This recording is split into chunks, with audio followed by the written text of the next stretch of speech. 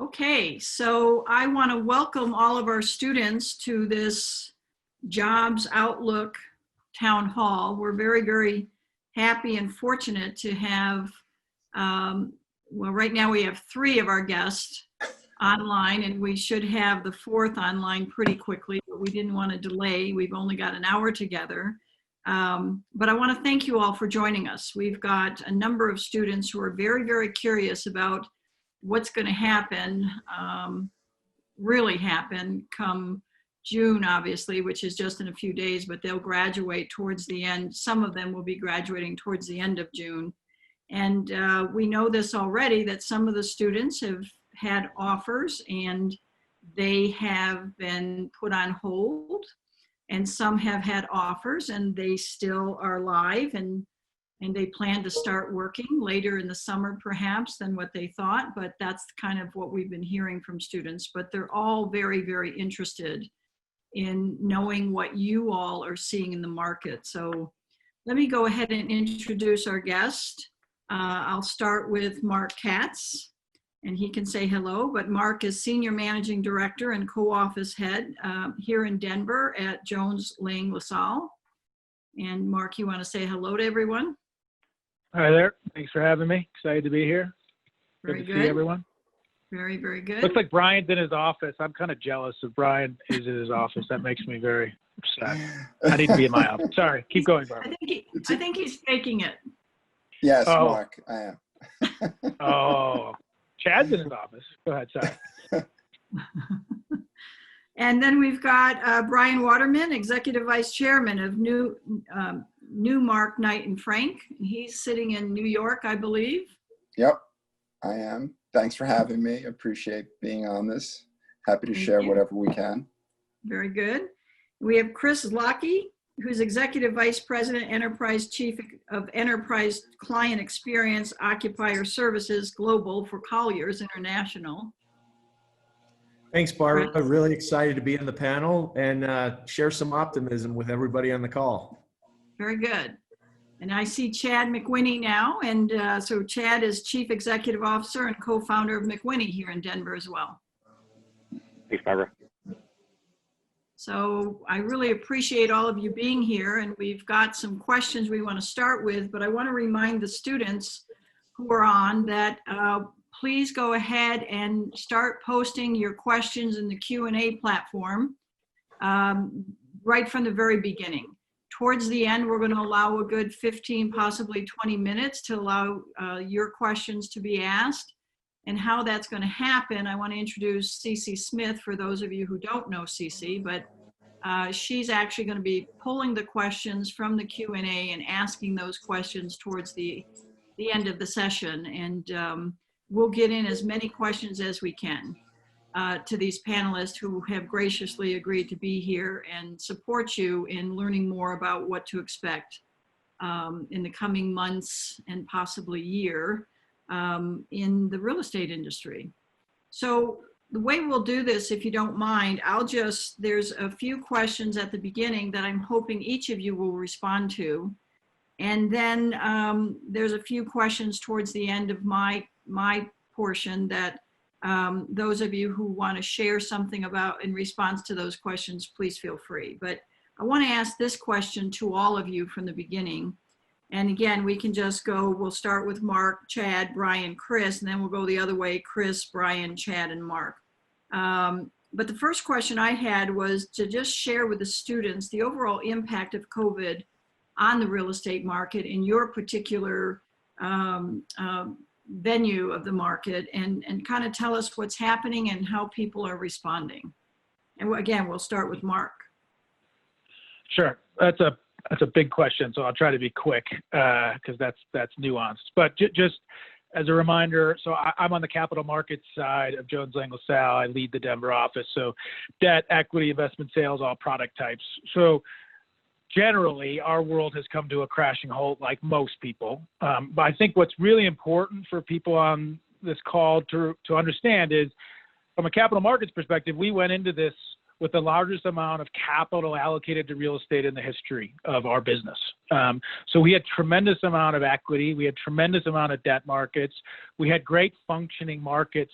And so this is very different than the GFC, which was caused by financial situation. This was caused, as we all know, by a pandemic. And so it's a very important situation, I think, to distinguish between the two, because everyone's trying to draw between the two. So number one, we went in a very healthy way from a capital market standpoint. Number two, I would tell you the government reacted much quicker in this particular situation than they did in the GFC, which has already led to a revitalization on the debt side of our business. So the debt side of our business, week over week, over the last 3 weeks, has doubled. So we are already seeing an increase in the debt markets come back to commercial real estate, and the debt markets are going to lead us out of this. So I think, look, a lot of things that were broke before this they're just going to end quicker. There's great examples of that. Department stores that were already broke are going to be broke. Malls that were already broke are going to be broke. Companies like a WeWork that probably is going to be broke through this. But there's a lot of positives to come out of this, and we're seeing green shoots in certain areas. So again, our business is down. This is public, 70%, give or take, over the last 90 days. We think it'll stay down for a good portion of this year. But I would tell you, as a firm, we are optimistic that we will start to see some level of recovery towards the fourth quarter and into 2021. So I'll pause there because I'm sure other people have more interesting things to say.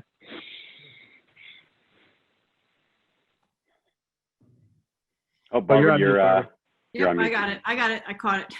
Hey, Chad. So what's your perspective? Great. So just very briefly about McQuinney, we're based in Denver. We work in 25 markets across the country, and we're diversified by product type. So we'll start with hotels. Between Sage and McQuinney, we had to close almost 75 hotels, which was painful.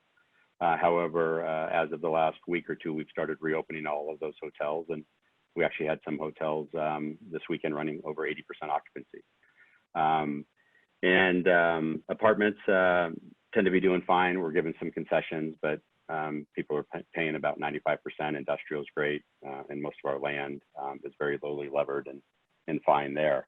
I will say that I've been in business 30 years now, and for the students that are out there, some of our best investing opportunities always come from economic corrections. I started in May of 1991, and from 91 to 94 during the S&L crisis, and then obviously from 2008 to 2011, just incredible buying opportunities that we can look back on today, and probably half of the net equity in the company came from investing that we did during those periods. And so there's a saying that we use at McQuinney, don't wait for the storm to end. We shall learn how to dance in the rain. This is going to be a great opportunity for acquiring hotels.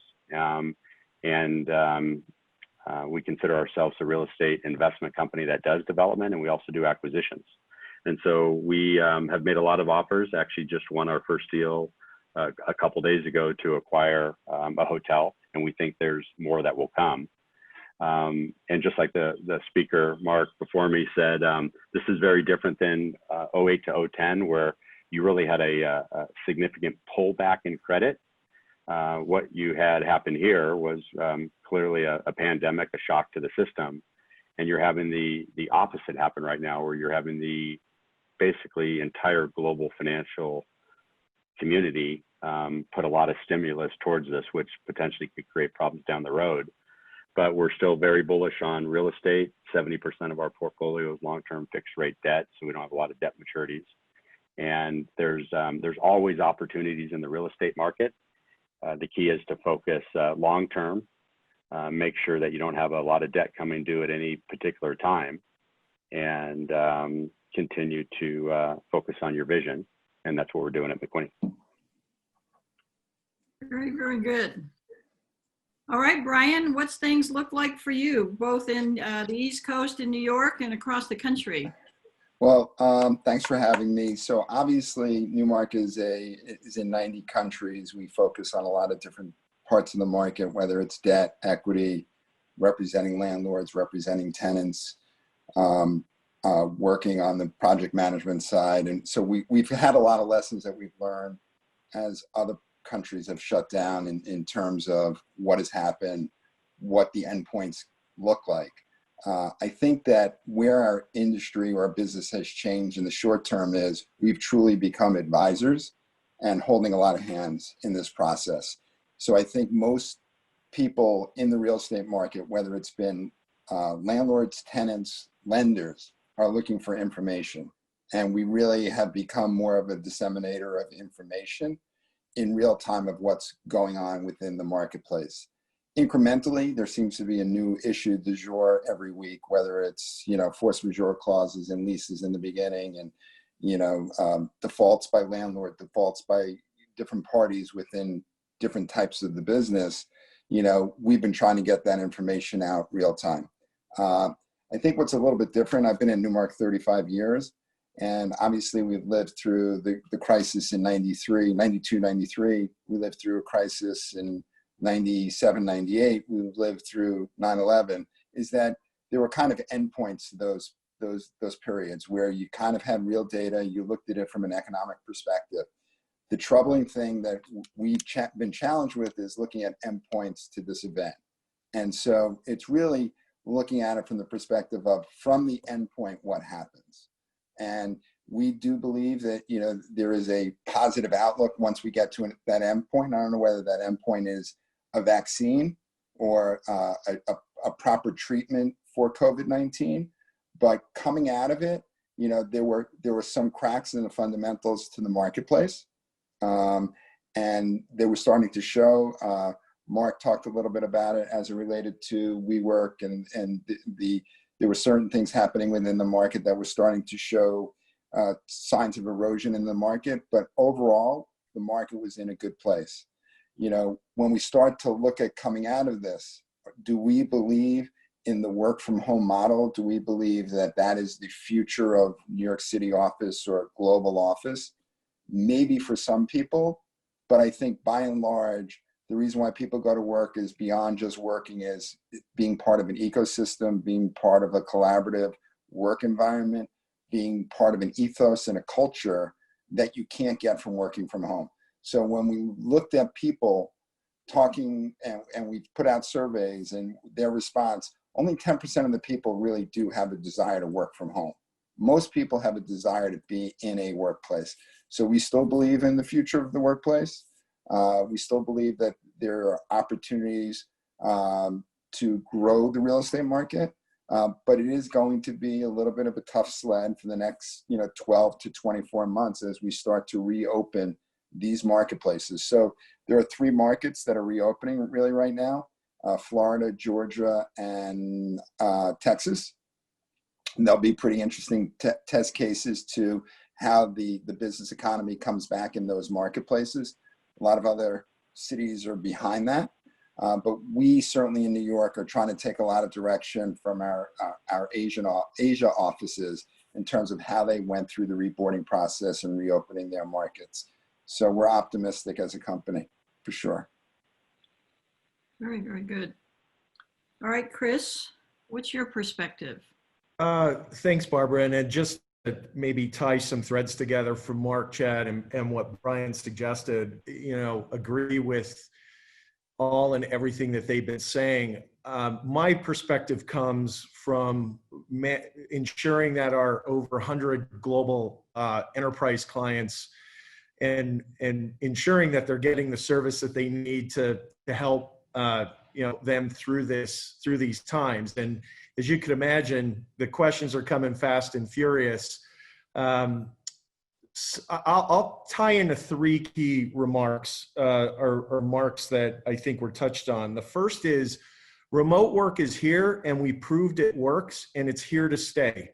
The question is, though, per each enterprise, how much of it is the right fit to their culture and their business? So where we think we're going to see a pivot is how many people and where those people work, which gets into really great questions about where do you find talent and labor? And those are the kind of, do you do nearshoring, onshoring, of bringing footprint back here or close to the Americas? And that bodes well for Denver and the job market, I think, because we are prime given the type of demographics we have that make up the city right now. So that's one key point. I think that remote work's here to stay, and that we're going to have to advise clients on how to integrate that. Sort of, you hear the term own the wallet, we're using the term own the home, right? So how do you advise clients on who and how people should stay at home? So that's one key point. The second I want to get back to is liquidity, and companies are going to need cash, and what we're helping companies think through is monetizing their assets. So either looking for semi-synthetic or sale leaseback types of opportunities to generate cash. Then there's a second bucket that's saying, look, we got to shed cost. So really looking at ways of advising clients on how to rationalize or optimize their footprint. And a lot of these kind of conversations tie together, obviously. And then the third, I'll talk about sort of the state of transactions that we're seeing in deal flow on a global basis. Brian had mentioned APAC and Asia and what's happened there. That obviously stalled. For a lot of our larger projects, we are seeing them continue, but what I would say caution. The ones that are implemented in the sort of execution and finalized stage, we're moving forward and completing those. The ones that are in the beginning period are on pause, they're not canceled. So I think as we emerge out of this, we're going to see sort of a charge forward in the second half of the year, starting to see that deal flow pick up.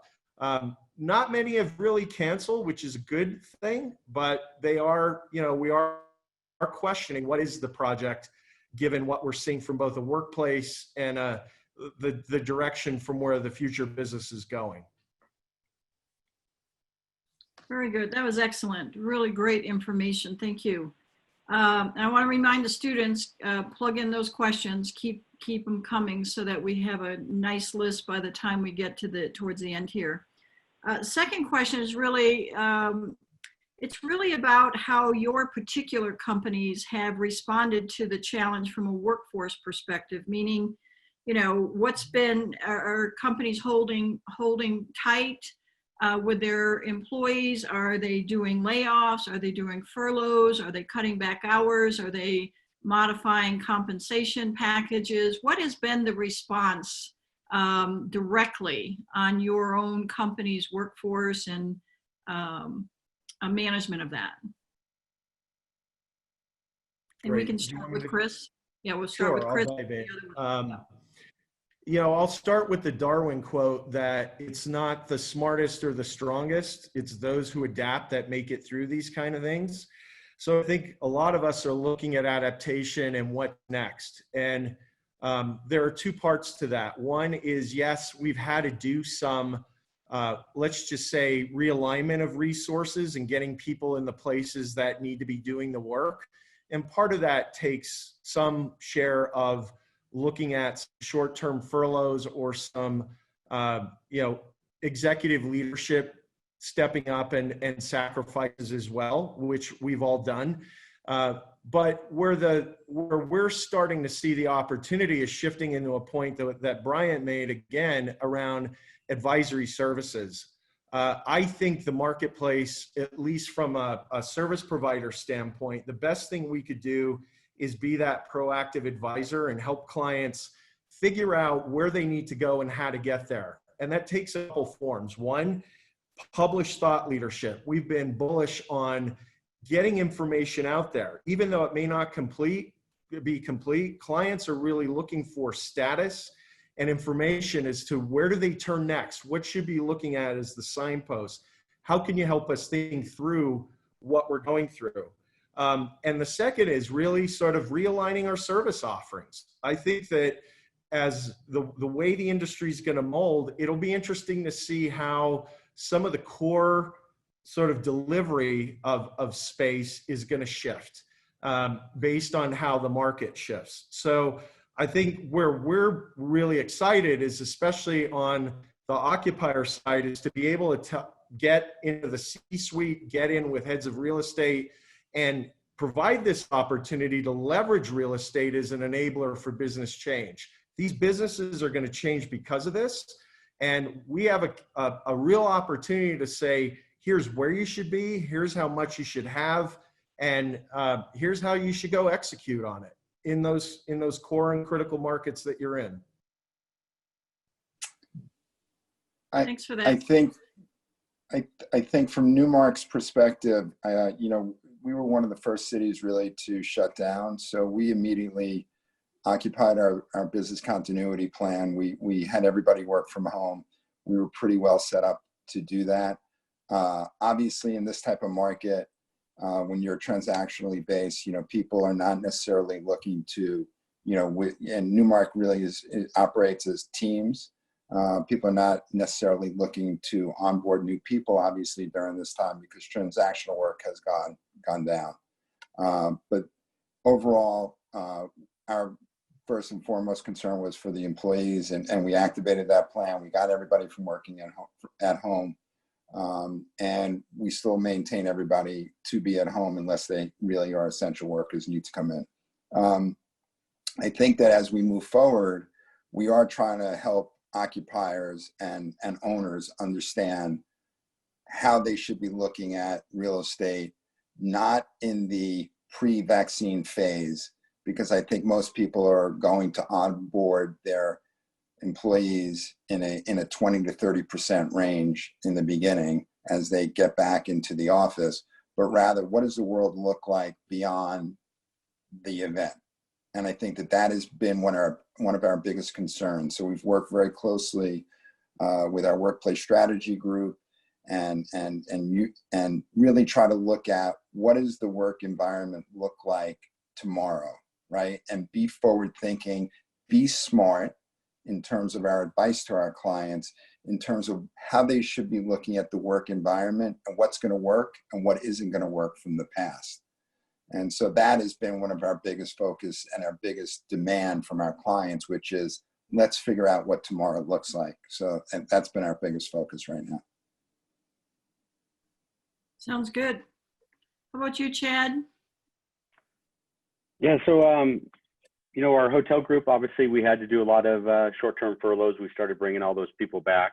Outside of our hotel group, we haven't really had to do many furloughs. We've done some. We have what's called PAC, which is our people, protect our people, our assets, and our culture.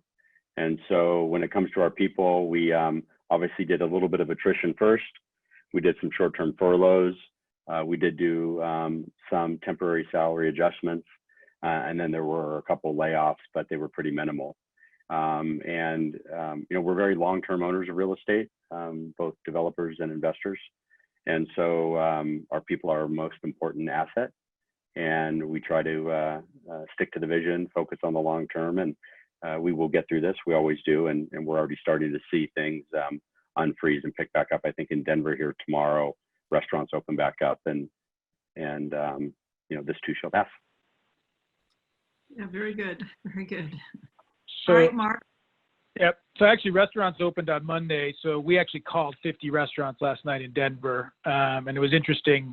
50% of those 50 had no seatings till after 8 o'clock. And the other 50 were wide open. There were lines at bars downtown to get out. So what's interesting about this particular pandemic is where you sit greatly affects your perspective. Where Brian is in New York has been very, very hit very hard. And we obviously talk to a lot of people in New York. It's different in a place where it's just not affecting you as much. Denver's somewhere in the middle. We've been affected, but Denver's opening back up. We could have been in our offices a week and a half ago in Denver. I would tell you most small to medium-sized companies that we're talking to are back. It's maximum 50% capacity. So medium-sized, almost all the real estate entrepreneurs in Denver are back in their offices right now. JLL, being a very large company, will be slow and steady. We will be a phase 1 reentry on June 8th. That'll be 20 to 25% of our staff. To give you a sense, again, of how geography affects your perspective, we unequivocally asked our employees and said, you do not need to come back. Don't come back if you're not comfortable. Only come back if you want to. we had about 20 to 25% of our folks say they wanted to come back in phase one reentry. In Dallas, Texas, we had 75% of our employees say they wanted to come back in phase one reentry. So where you are really affects sort of how you're going through this. JLL, like everyone else in terms of employees, all of our leadership team is taking salary reductions or salary deferrals. And the last thing I would say is JLL acquired my previous company in July of last year. That worked out well for us. Not knowing what happened with this pandemic, but we always viewed these types of situations as to go on offense, and you got to go on offense. You got to take care of your employees, but then you got to come out of this on offense and you got to lead. So we have had some layoffs. I would tell you those layoffs were in process before COVID, and they were production-based sort of layoffs. And on a go-forward basis, our plan is to come out of this sort of on offense from a hiring standpoint at the right time to build on those sorts on our teams. I think that's all I got. Because that leads us right into the next question in terms of being on offense or defense. But our students are particularly interested in how companies, your companies and other companies, are responding in terms of new hires and graduates coming out of the universities and internships, or even types of internships that are unpaid or paid. We mostly do paid internships through the Burns School or with the Burns School, but some students are even interested in getting any kind of experience. But our graduating seniors and our graduating master's degree students are particularly interested. Like I said, some of them had offers on the table and they've been rescinded or put on hold. Others have had offers on the table and they're still going forward, although there's been some adjustments to when they start. What is your outlook, each of you, your outlook? And Mark, we'll stay with you. You said on the offense. What does that mean exactly?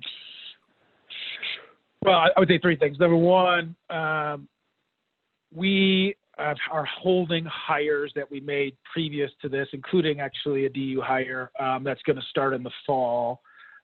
So anyone that we previously offered a job, as far as I know, and I can speak to Denver and probably Denver West, we have not rescinded offers.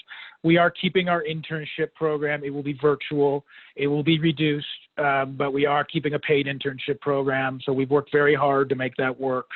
It's not easy, but we're going to do it. Look, we are in a hiring freeze right this moment. We just are. We're not adding to our payroll right this moment. But we, like everyone said, I think Brian said, Chad said it multiple times, we're not looking for 3 months, 4 months, 6 months, 12 months down the road. We have immediate financial situation that we got to manage. But if we see a superstar, we're going to go hire that superstar and find a way to get that superstar on our team, because we're looking for a 10, 15, 20-year type of business plan. So my advice to folks would be, this is the time to be on offense. If you're coming out of college, you need to be aggressive. You need to be organized.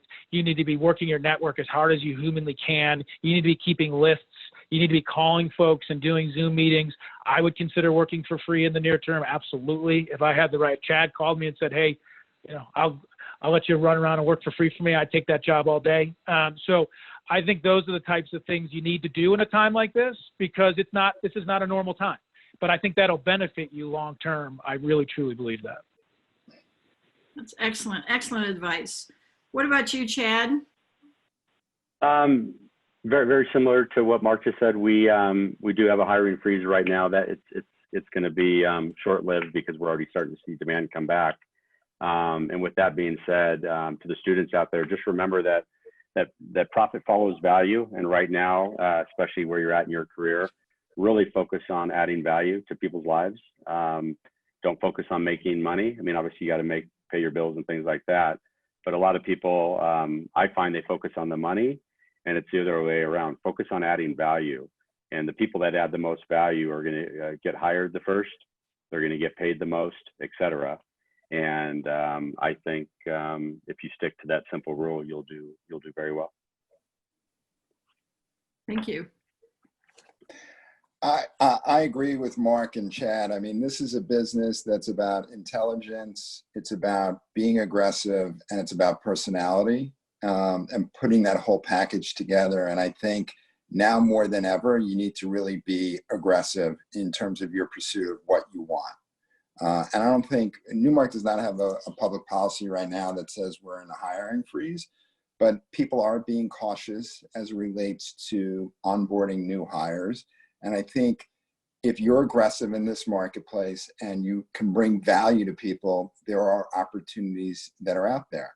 And, you know, the meek are not going to be the ones that get those opportunities. It's going to be the guy or the gal that is overly aggressive in chasing the opportunity and demonstrating that they're willing to work and work very hard, because this is a business that it really is a 24-hour, 7-day-a-week business, okay, where there's opportunities that lie everywhere you turn, and it's really making the most of that opportunity. So whether, you know, I always used to say, you know, the guy who was my mentor used to say, you know, you can be sitting, you know, in the ninth inning, you know, in a rain-delayed game, you know, at Chase Stadium, but you could be sitting next to the chairman of Xerox. And that is true. There are opportunities that you can make connections to today that will help you tomorrow. And I think, and I've had a lot of students reach out to me about this, and I've told them the same thing. Now is the time to network. Now is the time to get involved with people that you maybe wouldn't have called, because they're also looking for information and they have a little bit maybe more time than they've had in the past. And I think it's a great opportunity to set themselves up for success in the future. Thanks, Brian. Go ahead, Just Chris. to play on that, Brian, I, you know, agree with, you know, clearly with what everyone has suggested. You know, playing on the value proposition, I think that that's key.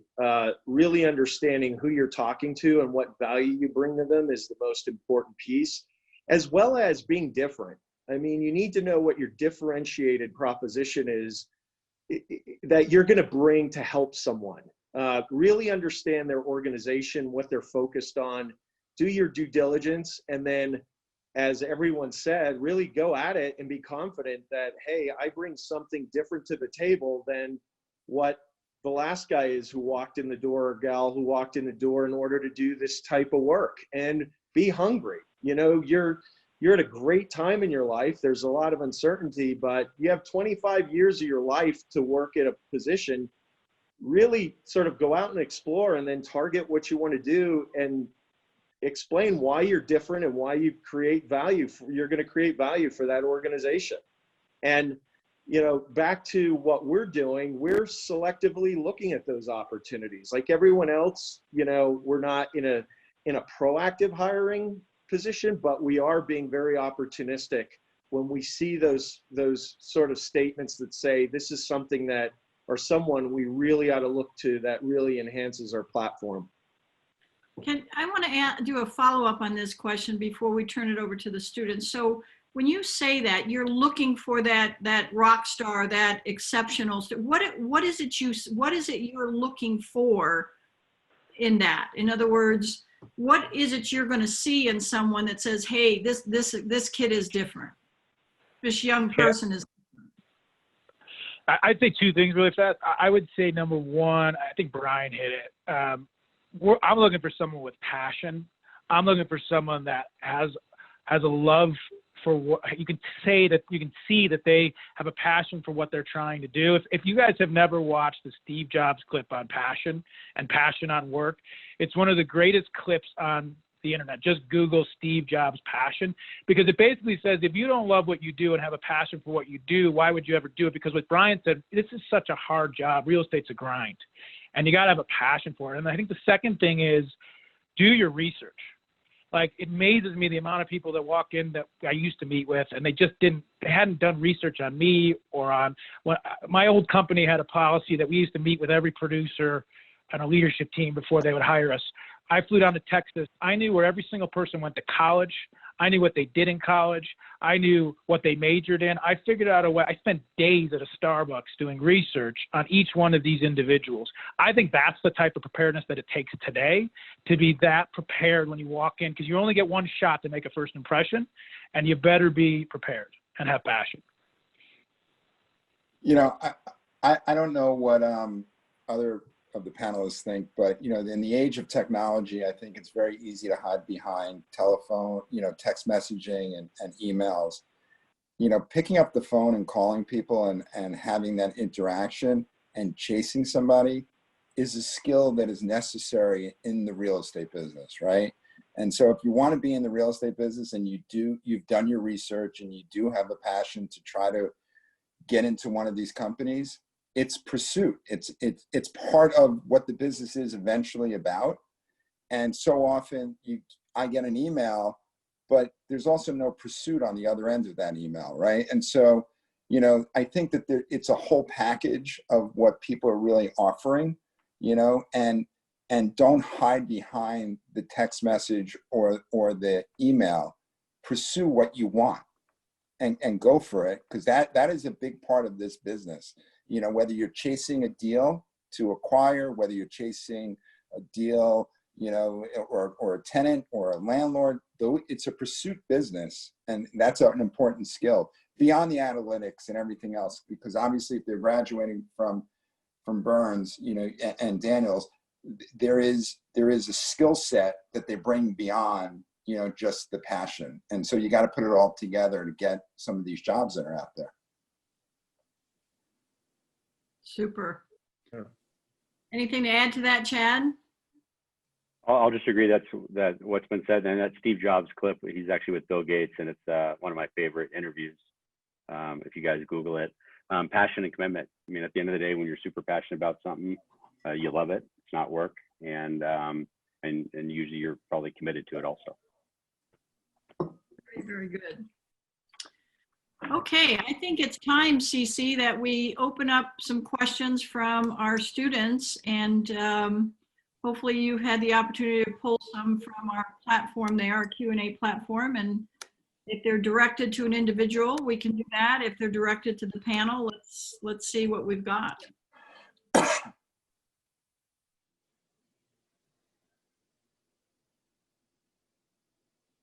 CC, are you there? CC, you're on mute. Okay, and I think we've touched on a lot of these, but on top of the passion and the preparedness and all that, a student asked, what are some essential skills? And I think you started to talk about this, but essential skills you're looking for in a potential employee. Are there any skills that make or break a candidate?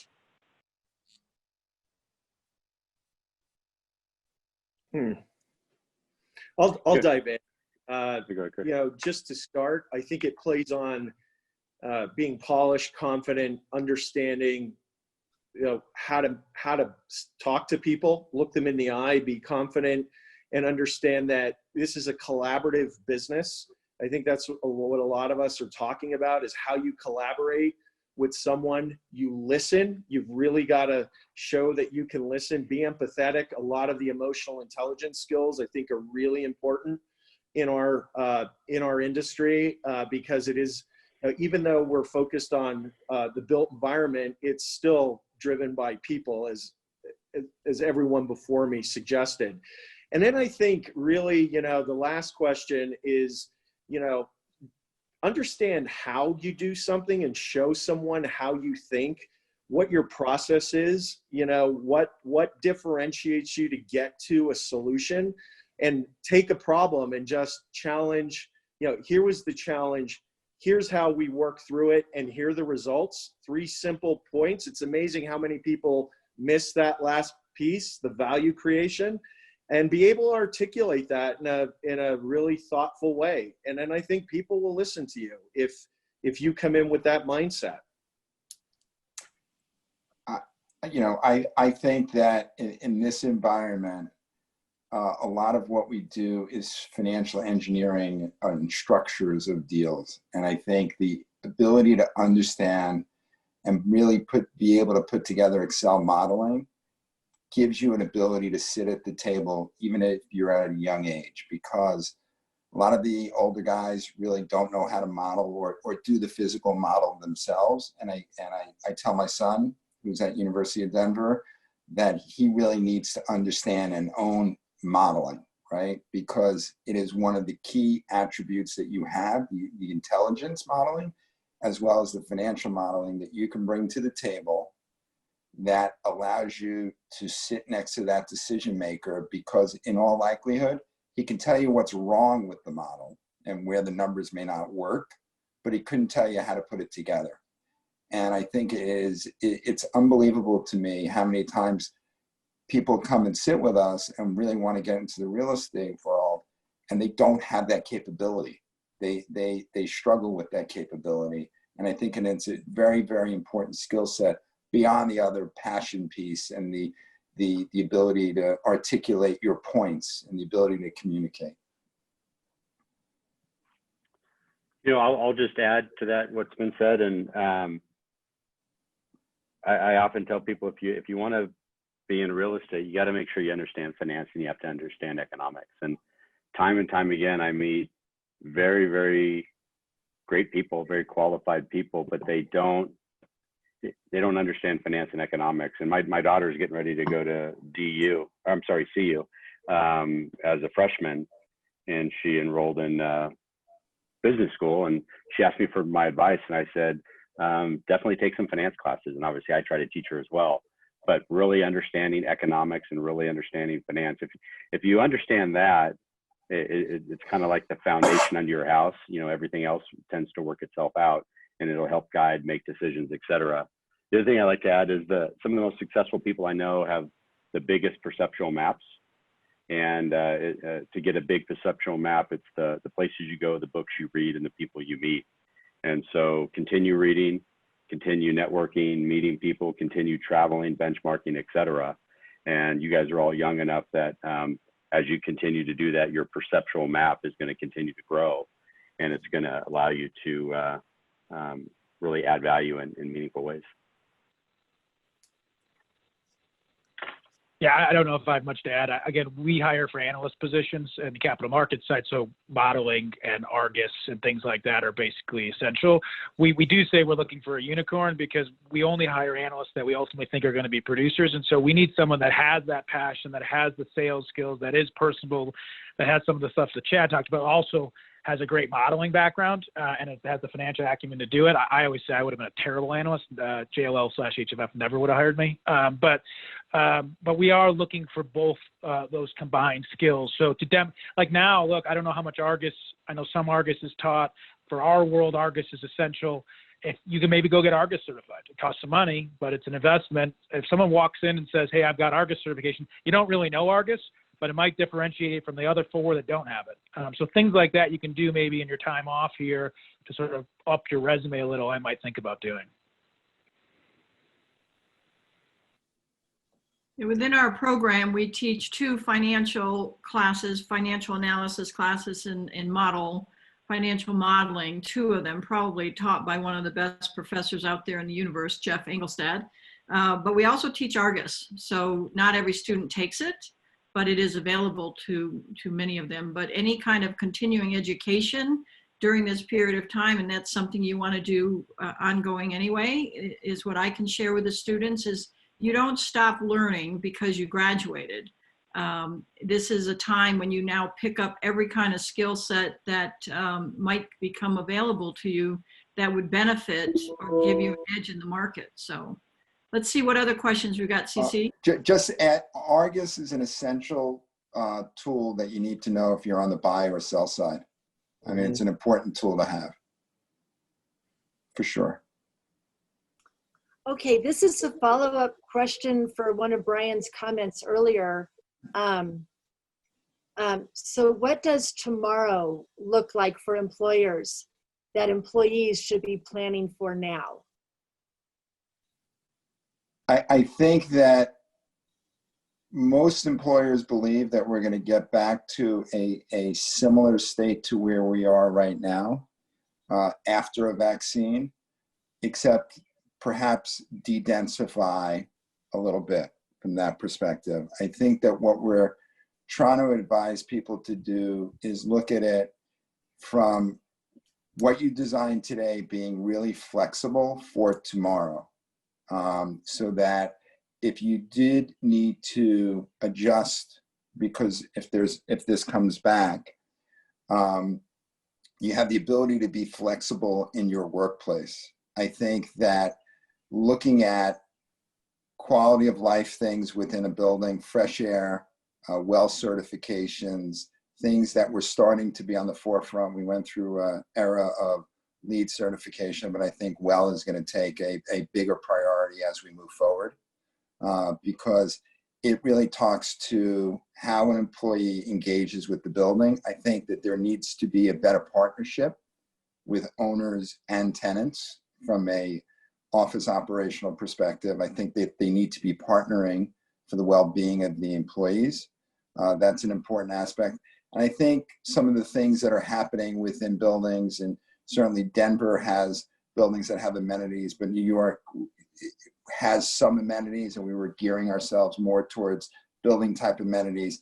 You really need to be looking at materials and sanitation and sanitizing abilities within buildings that are going to be important as you start to check the box, because we were in an era that was about employee and employee wellness. I think it's going to be even a bigger focus as we move forward, right? And so what does the future look like? What does the future cleaning specifications look like? And we're focusing a lot on that right now with our clients. That's great.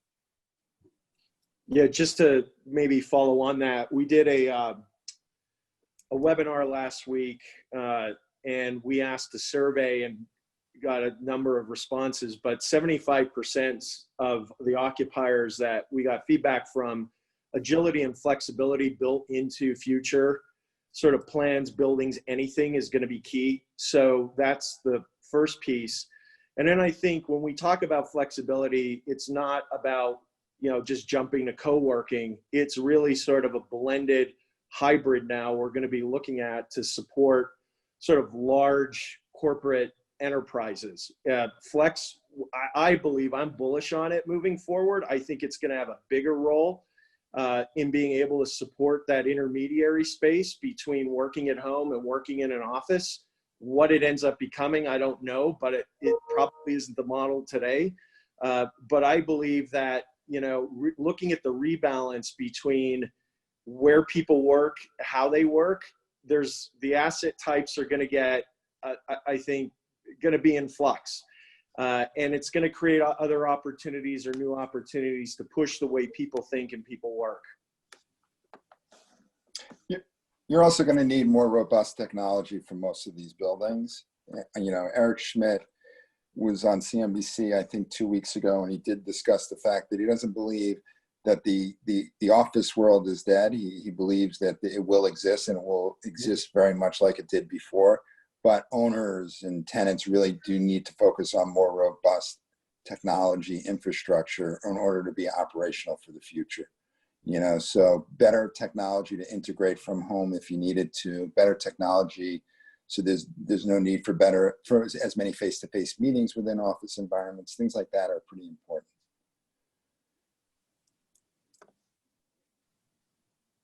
Okay, pivoting a bit, how would you recommend students stay connected to the real estate industry through the downturn in order to remain a strong hiring candidate once things pick up again? You mentioned networking, but are there other things?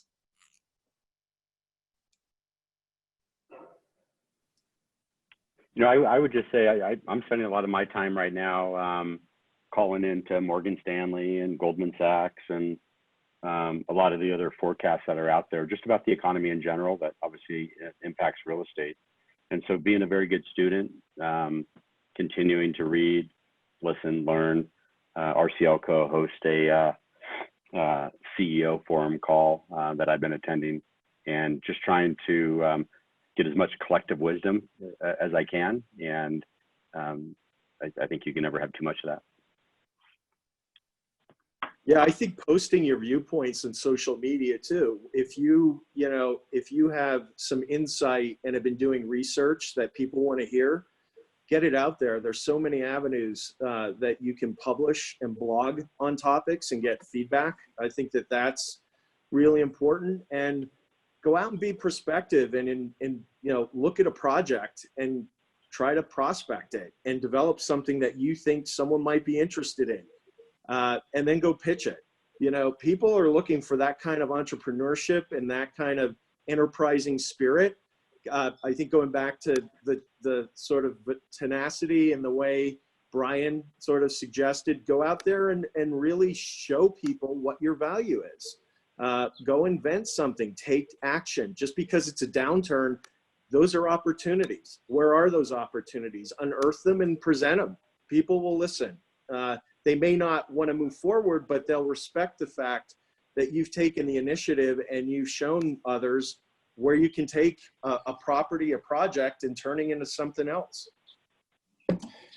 Yeah, if I can listen to a webinar or a podcast and get one piece of information out of an hour's time, it was, I agree with Chad and Chris, it's worth it.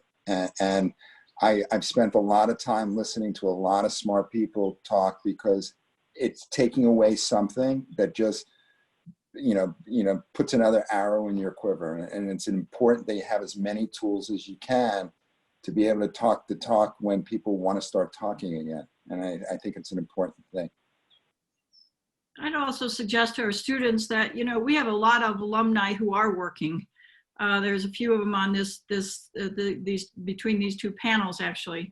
But the thing is that those alumni, they are working, and this is not the time to disconnect. This is the time to connect and connect and connect. And you already have a relationship with an alumni because you're both graduates of the Burns School. That network of alumni can be one of your greatest resources. So if you don't know who they are currently, then one of your jobs right now could be making sure you find out who they are, and again, have a phone call with them, have a Zoom chat with them. As soon as you can get into a coffee shop, go have a cup of coffee. In many cases, they're probably just about as anxious as you are to have a face-to-face over a cup of coffee. But there's such a great network for you to tap into. And again, you can do that right now.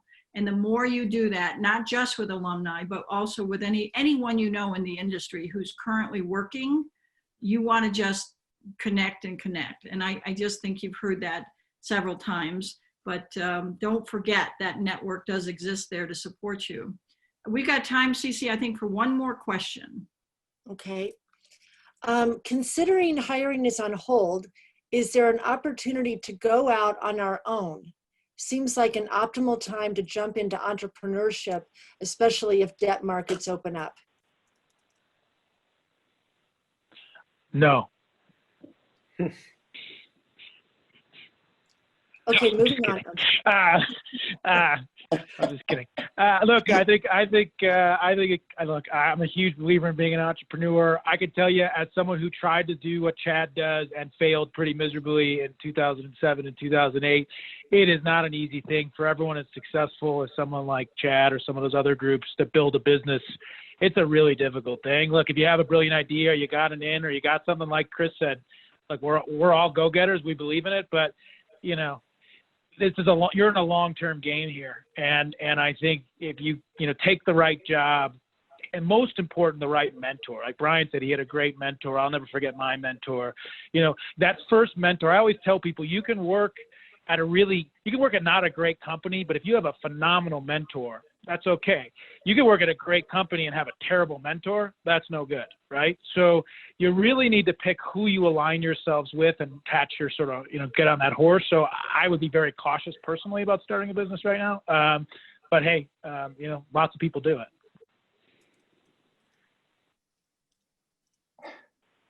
Oh, well, I can say that I started at Newmark. There were 20 people working at Newmark, and now we have over 10,000 or 12,000 people. It's a lot easier with a bigger company than a smaller company to be an entrepreneur and go it alone. It's a tough road to go that route, right? And depending upon what you want to do, if it's acquiring property, or starting out small, yes, there are opportunities to be an entrepreneur, but in terms of the debt or equity markets, or even representing landlords or tenant, it's very hard to go it alone. I think that bringing resources and having a menu is important for a lot of clients out there today. And so I think it's a tough road to go that way. I'll just add, follow your passion. And if your passion's having your own business, go do it. And if your passion's working with a great organization, go do that.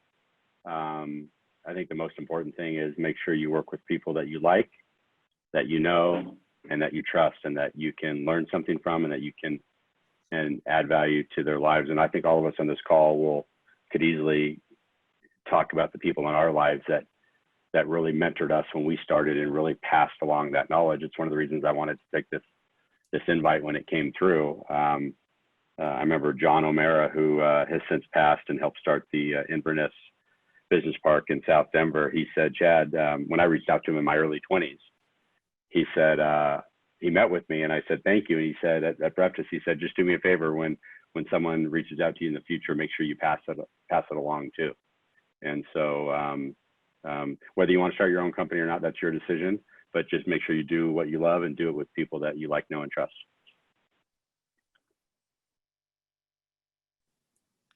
We have Okay. time for one more. Yeah, we probably do. Real quick one. Okay, so when do you think companies will return to hiring, to normal hiring? 1 month, 3 months, 6 months, longer? And what specific segments of your business do you foresee having the greatest demand for new talent? I can jump into that. I mean, you see a lot of questions about the curve. Are we in a bathtub? Are we in a slow climb out? I think it really depends on this next 120 days and where, stability, whether we see a bounce in this disease moving forward. I personally believe that, clearly the telecom, media, technology, TMT sector is going to continue to explode. I think Denver is a great place to do more business. Forbes just mentioned it as one of the great cities that's going to really benefit from what's happening. So I think you're in a really great place if you want to stay in Denver, and those kind of companies we're going to continue to attract that kind of enterprise that's going to want to grow here. So, I mean, I think it's a 90-day wait and see, but by the end of the year, we should have a good handle on what the growth curve is. I don't think it's a steep curve coming out of this, but I believe that we will evolve out and get back to what this new normal looks like. It may be adapted from what we saw prior, but the fundamentals are still strong in a lot of businesses. If we can get people back working and get back to some normalcy in the way we're looking at the way we live our lives, run our businesses.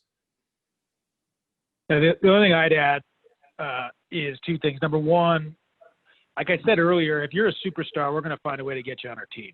So if you show up and you do some of the things that a lot of the folks on this call talked about, we're going to find a way to get you on our team, hiring freeze or not. So that's why you can't give up, and that's why you got to get in front of people, and that's why you got to do the work. Second thing is, in the near term, by the way, our restructuring group, our loan sales group, our servicers, I mean, those types of folks, how much distress is coming is unknown. There is distress coming, particularly in some hotel space and in retail, and there are going to be loans to be dealt with. There's going to be real estate owned by banks. So banks, servicers, anyone in that distress space, there may be near-term opportunities for young people as analysts to sort of help with that process. And that distress, candidly, is probably 9-12 months away from working itself through the system, but you can start looking at those types of opportunities. I would add that right now, industrial is a very strong marketplace. Technology is a very strong marketplace, and life science is a very strong marketplace. And so, those aspects of our business are doing very, very well, even through this. And there are opportunities with that, even as we speak. But I don't disagree with Chris or Mark. It remains to be seen where we're going to be and when. I think the next 120 days is critical as we move forward as a country. Yeah, and I would just say that I think, after the 1918 flu pandemic, we went into the roaring 20s. There's been massive amounts of government stimulus. And I think if I'm a betting person, which we all are, there's going to be a vaccine. People are going to feel safe again. And there's going to be a ton of government stimulus that's been put into the economy. The money supply has tripled or whatever. And we should have some really good years ahead for us in real estate. And there's money to be made and value to be added in all types of real estate. Really focus, like if you're super like, retail's obviously been hit really hard, but if you're super passionate about retail, go do retail. I mean, there's going to be retail going forward. It's just going to be a new way of going about it. But look really inside yourselves. What are you super passionate about? What gets you out of bed in the morning? What type of work do you do that when you do it, you're just like, I can't believe I get paid to do this, and go do that. Very good. Very good. We just so appreciate your time today, and we're about out of time. If you've got any last words of wisdom you want to share, please do. Thank you, students, for joining us today, and we hope this was a benefit. And again, any last words anyone wants to share? Stay positive. This too shall pass. No? I Yeah, think it's stay positive. Go ahead, Chris. I just think, be passionate. There's a reason you went to this school to get this amazing education. Play it out. Really go for it. I've told people I've been as successful in down markets, probably more than in up markets. I mean, it's all driven by the way you look at opportunity, and just really try to win someone over around your thinking. Yeah, the only thing I would say is, I think, Barbara, you hit that people want to help. Human beings want to help. And so I've almost never turned down a call when someone from your school calls me and says, hey, will you have a cup of coffee with me? People are like, you have like 7 of these a week. Why are you doing that? People want to help. The network is deep in Denver. If any of these students want to reach out to me, I'm here. I'm more than happy to meet with them when I can or talk to them. I know everyone on this phone would do the same thing. And there's a lot of other people that want to do that. They want to help young people. They really do, especially in a time like now. I agree. I think for me, it's always about giving back. And, somebody gave me an opportunity, and I'm always willing to share my time with someone just to give direction, even if I necessarily can't give an opportunity. But, we've been through a lot of challenging times in my 35 years in the business. And this is just another one of those challenging times that we need to be adaptive and be smart and thoughtful in terms of what we need to be doing. And you need to be adaptive in this world. And this is one of those times that we need to adapt and change perhaps the way we were doing things. And so everybody should stay safe, well, and healthy, and adapt. Yeah, I would just say one of my favorite quotes by Thomas Edison actually is that success often comes to those who get in front of the inevitable. And I would continue to focus on your vision, focus on the long term. Real estate is a cyclical business, but if we're willing to look out over long periods of time, we know what's going to happen, we know when it's going to happen, we know where it's going to happen. There's a tremendous amount of population growth coming over the next 50 plus years in the United States. And have fun. Yeah. All right. So one thing I want to thank you all for sure is your passion, because it sure does show up, and I can't agree more with that. Do what you love and the money will come. It always has. So thank you all very, very much. We really appreciate it. I want to thank the students for joining us, and I know that I'll speak for them that I know how much they really, really appreciate this. So thank you all, and we'll stay in touch. Thanks, Barbara. Thank you. Thanks, everyone. Thanks, Thanks, guys. everyone. Bye-bye. Bye. Thank you. Thanks.